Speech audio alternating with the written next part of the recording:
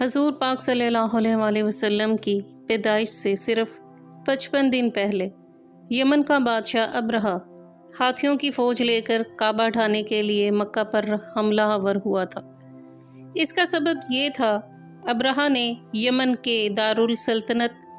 صنعا میں ایک بہت ہی شاندار اور عالی شان گرجا گھر بنایا اور یہ کوشش کرنے لگا کہ عرب کے لوگ بجائے خانہ کعبہ کے یمن آ کر اس کے گرجا گھر کا حج کیا کریں۔ جب مکہ والوں کو یہ معلوم ہوا تو قبلہ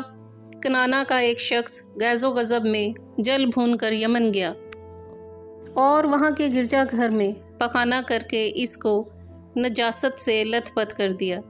جب ابرہہ نے یہ واقعہ سنا، وہ طیش میں آپے سے باہر ہو گیا اور خانہ کعبہ کو ڈھانے کے لیے ہاتھیوں کی فوج لے کر مکہ پر حملہ کر دیا اور اس کی فوج کے اگلے دستے نے مکہ والوں کے تمام اونٹوں اور دوسرے مویشیوں کو چھین لیا۔ اس میں 200 یا 400 اونٹ عبد المطلب کے بھی تھے۔ حضرت مطلب کو اس واقعے سے بڑا رنج پہنچا، چنانچہ آپ اس معاملے میں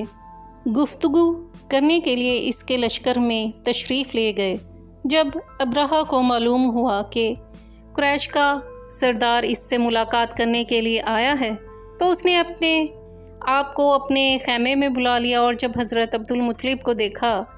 ایک بلند قامت، روبدار اور نہایت ہی حسین و جمیل آدمی ہیں جن کی پیشانی پر خاندانی نجابت کا جاہ و جلال چمک رہا ہے، تو صورت دیکھتے ہی ابرہہ مرعوب ہو گیا اور بے اختیار تخت شاہی سے اتر کر آپ کی تعظیم و تکریم کے لیے کھڑا ہو گیا اور اپنے برابر بٹھا کر دریافت کیا کہ کہیے سردار قریش، یہاں آپ کی تشریف آفری کا کیا مقصد ہے؟ حضرت عبد المطلب نے جواب دیا کہ ہمارے اونٹ اور بکریاں وغیرہ جو آپ کے لشکر کے سپاہی ہانک لائے ہیں، آپ ان سب مویشیوں کو ہمارے سپرد کر دیجئے۔ یہ سن کر ابرہہ نے کہا کہ اے سردار قریش، میں تو یہ سمجھتا تھا کہ آپ بہت ہی حوصلہ مند اور شاندار آدمی ہیں، مگر آپ نے مجھ سے اپنے اونٹوں کا سوال کر کے میری نظروں میں اپنا وقار کم کر دیا۔ اونٹ اور بکری کی حقیقت ہی کیا ہے؟ میں تو آپ کے کعبہ کو توڑ پھوڑ کر برباد کرنے کے لیے آیا ہوں، آپ نے اس کے بارے میں کوئی گفتگو نہیں کی۔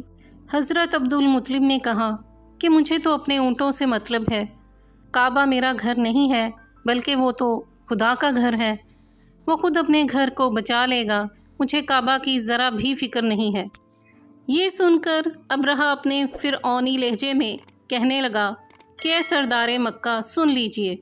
میں کعبہ کو ڈھا کر اس کی اینٹ سے اینٹ بجا دوں گا اور روئے زمین سے اس کا نام و نشان مٹا دوں گا، کیونکہ مکہ والوں نے میرے گرجا گھر کی بڑی بے حرمتی کی ہے، اس لیے میں اس کا انتقام لینے کے لیے کعبہ کو مسمار کر دینا ضروری سمجھتا ہوں۔ حضرت عبد المطلب نے فرمایا کہ پھر آپ جانے اور خدا جانے میں آپ سے سفارش کرنے والا کون؟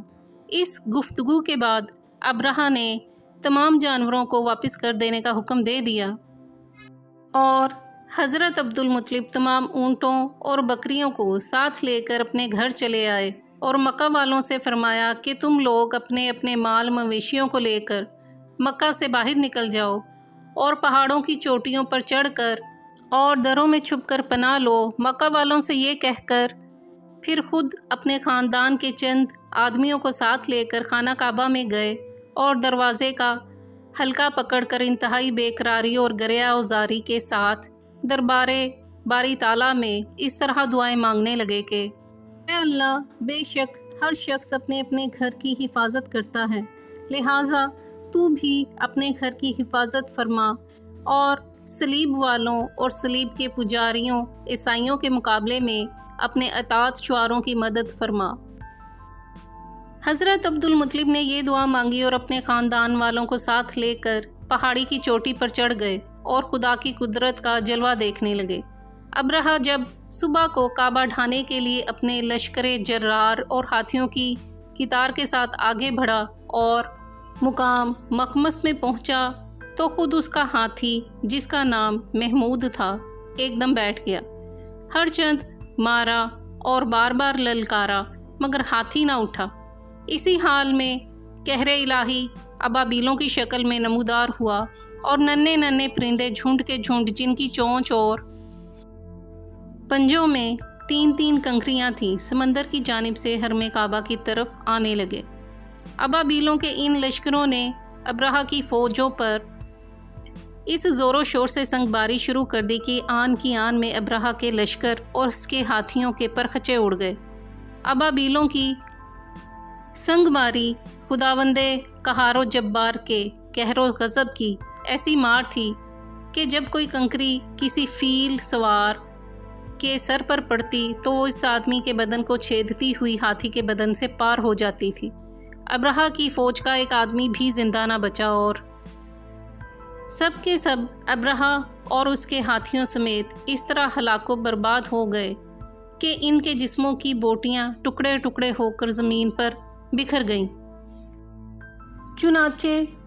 قرآن مجید کی سورہ فیل میں اللہ تعالیٰ نے اس واقعے کا ذکر کرتے ہوئے ارشاد فرمایا کہ ترجمہ یعنی اے محبوب کیا آپ نے نہیں دیکھا کہ آپ کے رب نے ان ہاتھی والوں کا کیا حال کر ڈالا؟ کیا ان کے داؤ کو تباہی میں نہ ڈالا اور ان پر پرندوں کی ٹکڑیاں بھیجیں تاکہ انہیں کنکر کے پتھروں سے ماریں تو انہیں چبائے ہوئے پھوس جیسا بنا ڈالا۔ جب ابرہہ اور اس کے لشکروں کا یہ انجام ہوا تو حضرت عبد المطلب پہاڑ سے نیچے اترے اور خدا کا شکر ادا کیا۔ ان کی اس کرامت کا دور دور تک چرچا ہو گیا اور تمام اہل عرب ان کو ایک خدا رسیدہ بزرگ کی حیثیت سے قابل احترام سمجھنے لگے۔